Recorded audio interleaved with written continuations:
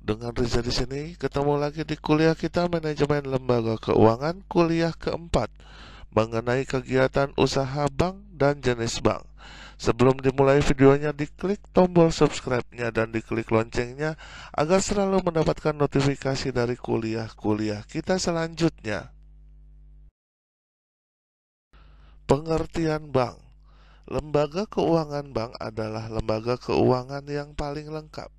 Usaha keuangan yang dilakukan di samping menyalurkan dana atau memberikan pinjaman atau kredit, juga melakukan usaha menghimpun dana dari masyarakat luas dalam bentuk simpanan. Kemudian usaha bank lainnya memberikan jasa-jasa keuangan yang mendukung dan memperlancar kegiatan memberikan pinjaman dengan kegiatan menghimpun dana. Lembaga keuangan bank. Kelompok lembaga keuangan bank terdiri dari bank sentral, yaitu tidak melakukan kegiatan operasional perbankan, melainkan melakukan pengawasan terhadap bank umum. Yang kedua ada bank umum, yaitu bank yang melakukan kegiatan operasional perbankan. Dan yang terakhir ada BPR, yaitu bank perkreditan rakyat, yaitu bank yang dalam skala kecil dan tidak dapat menerima dana dari masyarakat secara langsung. Kita flashback sedikit ke dalam fungsi bank dan lembaga keuangan. Yang pertama adalah bank sebagai agent of trust atau lembaga yang landasannya adalah kepercayaan. Yang kedua adalah bank sebagai agent of development, yaitu lembaga yang memobilisasi dana untuk pembangunan. Dan yang terakhir, bank adalah agent of services, yaitu lembaga yang menawarkan berbagai jasa keuangan dan bank. Berikut ini adalah perbandingan BI dan BU, yaitu Bank Indonesia atau Bank Sentral dengan Bank Umum. BI adalah bank sentral. BI mengawasi kegiatan bank umum. Bank umum adalah bank yang melakukan kegiatan pengoperasian perbankan. Dan BI dan BU mencetak uang. BI mencetak uang kartal dan BU mencetak uang giral. BU dikenal sebagai PBUG atau Bank Pencipta Uang Giral. Kegiatan bank umum. Kegiatan bank umum mempunyai kegiatan yaitu cuma dua kegiatan. Yang pertama adalah funding. Maksudnya adalah menghimpun dana dari masyarakat. Dan yang kedua adalah lending, yaitu menyalurkan dana kepada masyarakat. Funding. Funding adalah menghimpun dana dari masyarakat secara umum dibagi menjadi tiga bentuk, yaitu simpanan giro atau demand deposit. Yang kedua ada simpanan tabungan atau saving deposit. Dan yang ketiga ada simpanan deposito atau time deposit. Pembagian jenis di atas dimaksudkan agar para penyimpan memiliki pilihan sesuai dengan tujuan masing-masing. Tiap pilihan memiliki pertimbangan dan harapan tertentu yang ingin diperolehnya. Simpanan giro. UU Perbankan nomor 10 tahun 98 menjelaskan bahwa yang dimaksud dengan giro adalah simpanan yang penarikannya dapat dilakukan setiap saat dengan menggunakan cek, biliet giro, dan sarana perintah pembayaran lainnya, atau dengan cara memindah bukuan. Maksud dapat ditarik setiap saat adalah bahwa uang yang disimpan di rekening giro tersebut dapat ditarik berkali-kali dalam sehari, dengan catatan dana yang tersedia masih mencukupi.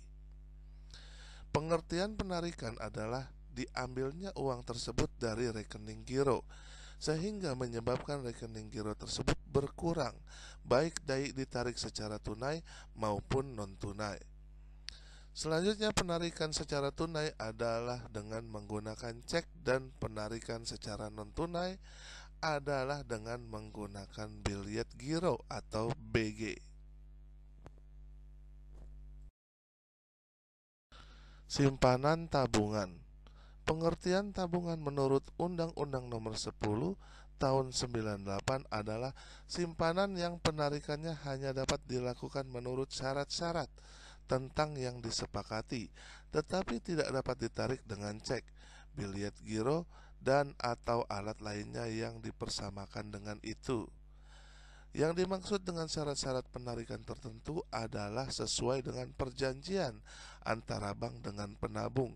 Misalnya dalam hal frekuensi penarikan atau sarana atau alat penarikan lainnya. Berikut ini adalah sarana penarikan tabungan.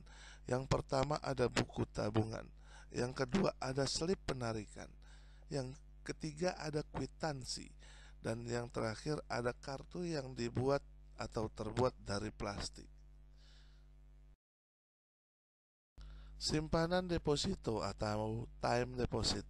Menurut Undang-Undang Nomor 10 Tahun 98, deposito adalah simpanan yang penarikannya hanya dapat dilakukan pada waktu tertentu berdasarkan perjanjian nasabah dengan bank.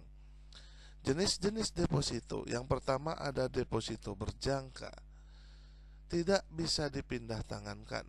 Yang kedua ada sertifikat deposito atau sertifikat yang dapat diperjualbelikan.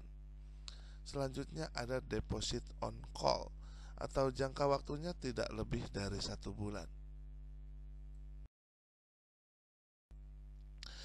Deposito berjangka merupakan deposito yang diterbitkan oleh bank umum di mana di dalam deposito berjangka diterbitkan atas nama orang atau lembaga dan terdapat nilai nominal dari uang deposito tersebut.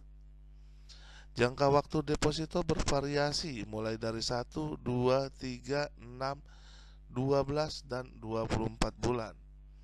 Pengambilan deposito dapat ditarik setiap bulan atau pada saat jatuh tempo, baik tunai ataupun non-tunai, dengan cara pemindah bukuan, dan pendapatan bunga bersih didapat dari bunga dipotong dengan pajak.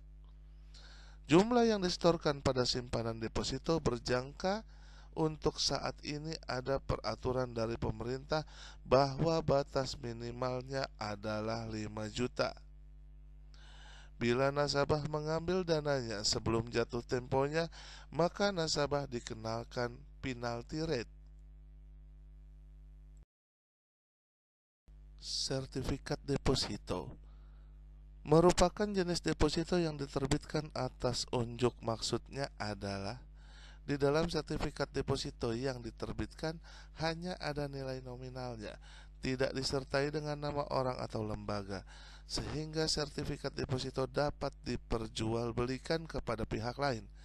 Sertifikat deposito dapat diterbitkan dengan jangka waktu 2, 3, 4, 6 sampai dengan 12 bulan. Pengambilan bunga dapat dilakukan di muka, baik tunai maupun non-tunai. Deposito on call merupakan deposito yang berjangka waktu minimal 7 hari dan paling lama 1 bulan. Diterbitkan atas nama dan biasanya dalam jumlah yang besar, misalnya 100 juta rupiah, tergantung dari bank yang menerbitkan deposito on call tersebut. Selanjutnya jenis kegiatan dari bank adalah lending. Lending merupakan menyalurkan dana kepada masyarakat dalam bentuk kredit jangka pendek, kredit jangka menengah, dan kredit jangka panjang. Pengertian kredit menurut Undang-Undang Perbankan Nomor 10 Tahun 1988 Pasal 1 menyebutkan bahwa kredit adalah penyediaan uang atau tagihan yang dapat dipersamakan dengan itu berdasarkan persetujuan dan atau kesepakatan pinjam-meminjam antar bank dengan pihak lain yang mewajibkan peminjam untuk melunasi hutangnya setelah jangka waktu tertentu dengan jumlah bunga atau imbalan atau pembagian hasil keuntungannya. Jenis-jenis kredit dilihat dari segi jangka waktu. Yang pertama ada kredit jangka pendek. Kredit ini merupakan kredit yang memiliki jangka waktu pelunasan kurang dari 1 tahun atau paling lama 1 tahun. Yang kedua ada kredit jangka menengah.